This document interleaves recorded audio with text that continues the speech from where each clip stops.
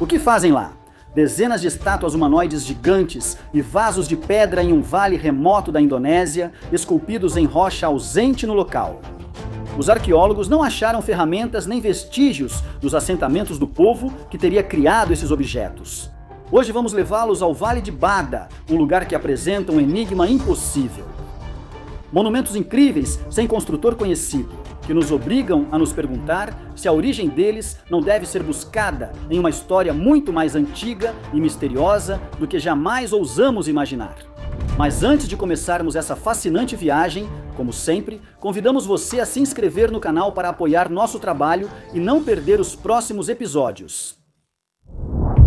O Vale de Bada foi descoberto pelos europeus em 1908, quando o etnógrafo e missionário Alberto Cruyff começou a documentar as estátuas e os vasos presentes em todo o vale. As comunidades locais viam esses monumentos como parte de sua história e criados por um povo ancestral já esquecido.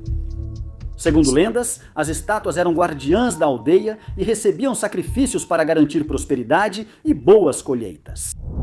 Atualmente, estima-se que existam mais de 400 artefatos megalíticos espalhados pelos vales de Bada, Bezoa e Napu. Entre eles, há cerca de 400 enormes vasos cilíndricos, conhecidos como calamba, e 30 estátuas com aparência humanoide, chamadas arca. Esses megalitos são muito diferentes, mas aparentam ter uma origem misteriosa em comum.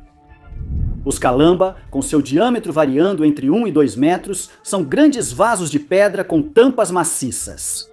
Seu propósito exato permanece desconhecido, mas algumas teorias sugerem que eram usados como urnas funerárias.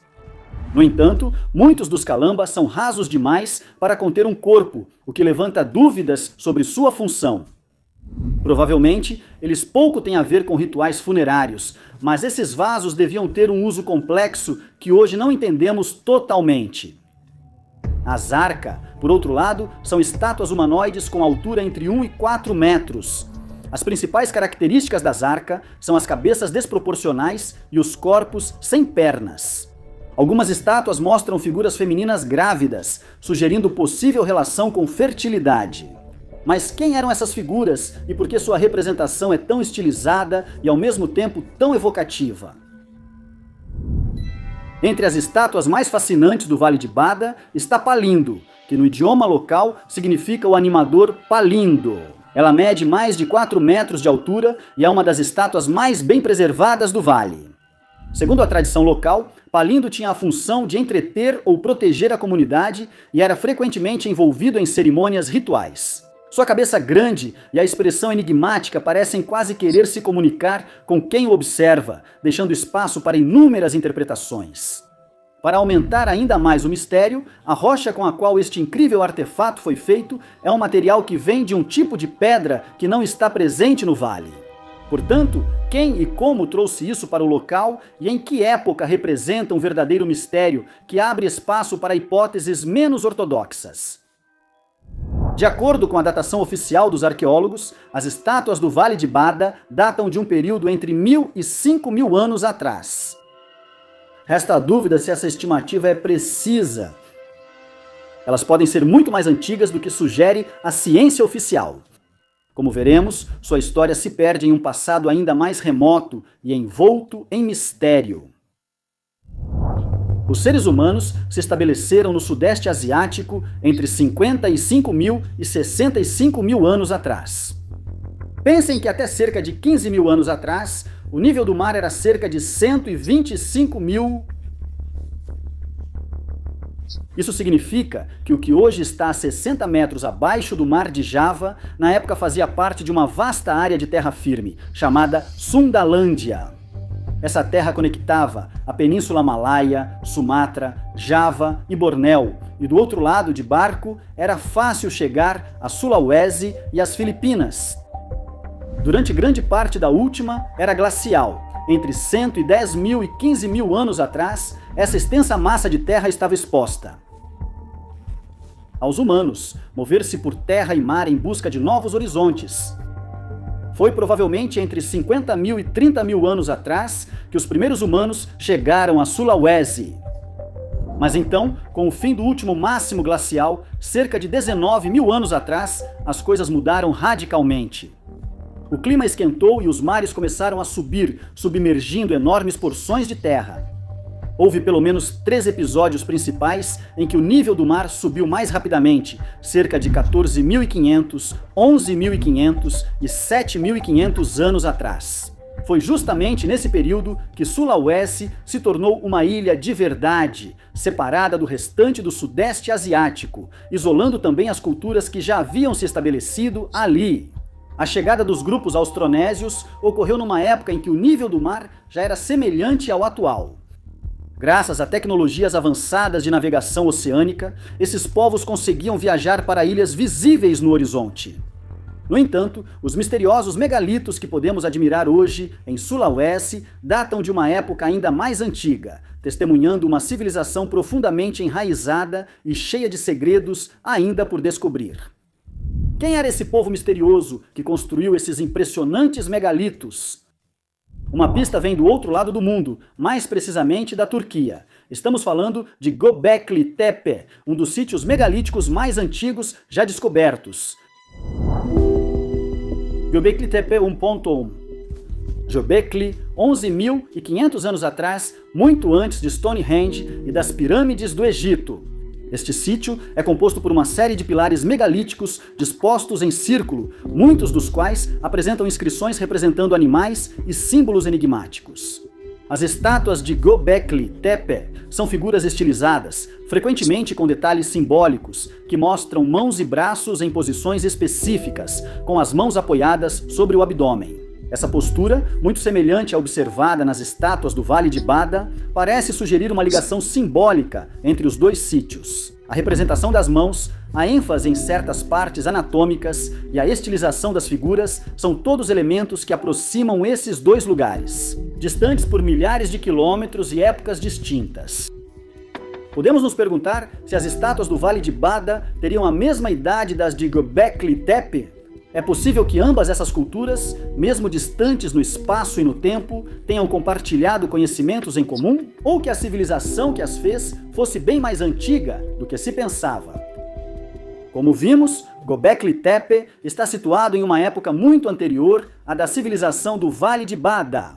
Uma época logo após a última glaciação, em que a geografia do nosso planeta era muito diferente da atual.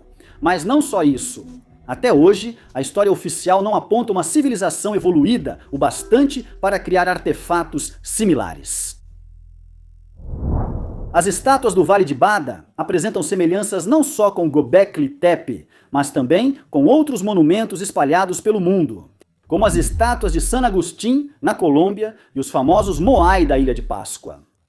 Tanto as posturas das mãos quanto a forma das estátuas sugerem uma possível ligação cultural, ou pelo menos uma surpreendente coincidência entre essas civilizações distantes no espaço e no tempo. Os Moai da Ilha de Páscoa, por exemplo, são conhecidos por suas grandes cabeças e corpos estilizados, e sua função permanece em grande parte envolta em mistério. Da mesma forma, as estátuas de San Agustín retratam figuras humanas que viveram a existência de uma cultura com um profundo vínculo com o simbolismo e o sagrado. Que civilização do passado seria tão avançada para realizar essas obras e ainda manter intercâmbios culturais com povos de todo o mundo? Os mistérios do Vale de Bada, porém, não terminam aqui. Como dissemos anteriormente, há megalitos que parecem enormes vasos de pedra e que são igualmente misteriosos. Esses grandes vasos de pedra são esculpidos em rocha que não existe na região. Portanto, presume-se que o material com o qual foram feitos tenha sido transportado de um local mais distante. Isso levanta mais perguntas sobre a logística envolvida em sua construção e transporte.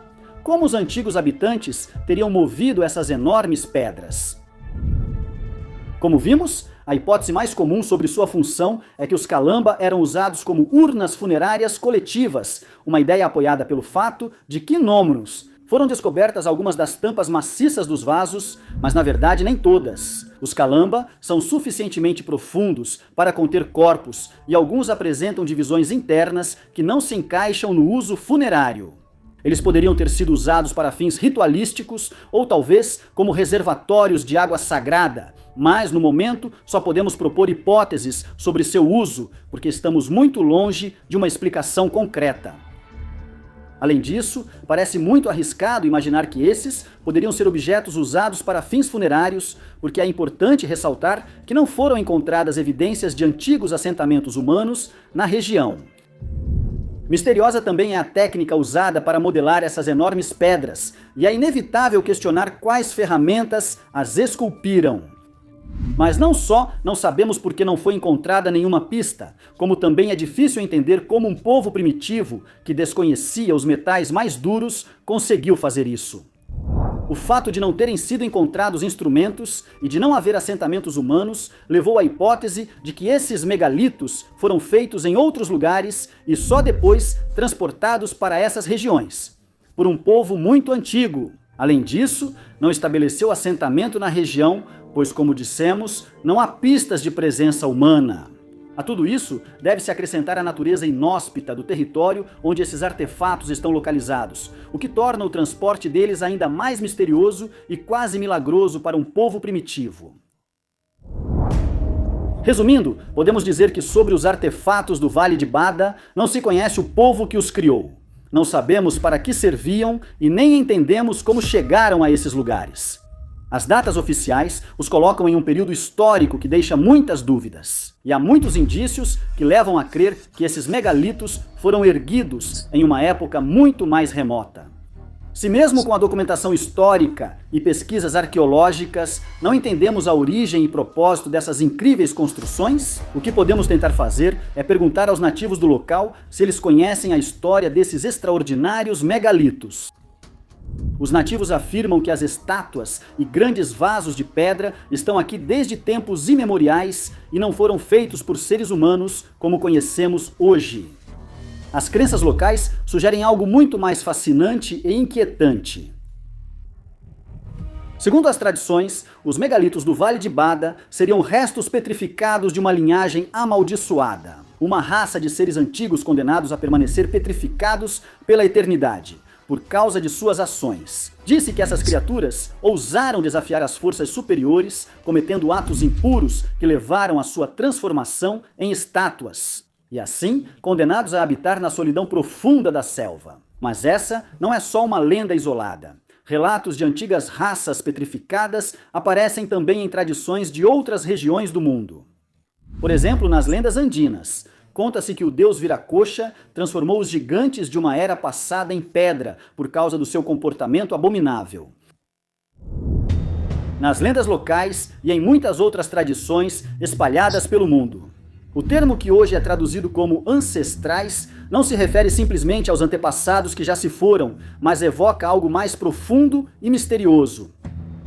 Esotericamente, esses ancestrais, literalmente aqueles que nasceram antes, parecem indicar uma civilização pré-humana, antediluviana, que habitava o mundo antes da nossa era e que desapareceu.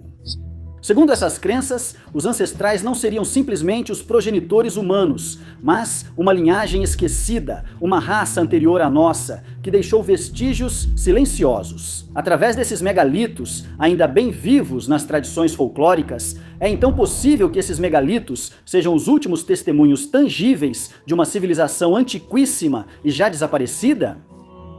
Pode ser que essas culturas antediluvianas tenham tido conhecimentos avançados que hoje nos escapam e que tenham deixado vestígios de sua existência, em lugares remotos como o Vale de Bada. Os mistérios se intensificam e, embora a ciência oficial tenda a excluir hipóteses tão radicais, não podemos ignorar o poder das tradições orais e dos mitos que sobrevivem nos relatos populares dessas regiões e de muitas outras ao redor do mundo. Até a próxima história!